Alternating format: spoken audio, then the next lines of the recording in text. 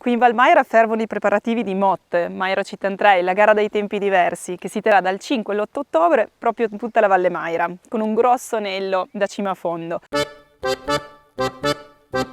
Noi penseremo ai pacchetti turistici organizzati appunto apposta per voi, quindi voi dovete solo pensare ad allenarvi e ovviamente a godervi la corsa. Due soluzioni diverse, quindi una è una soluzione itinerante, ovvero ogni notte soggiornerete in una struttura diversa nei pressi dell'arrivo di tappa, in modo che non avrete grossi spostamenti da effettuare di giorno in giorno.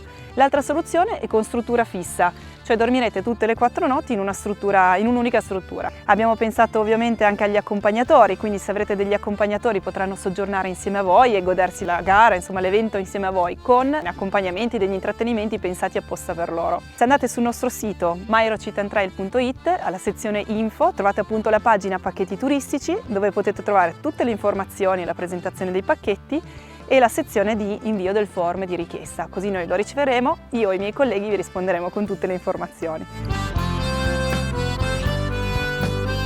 Non vi resta che allenarvi, di iscriverci e grazie a tutti, ci vediamo a MOT, la gara dei tempi diversi.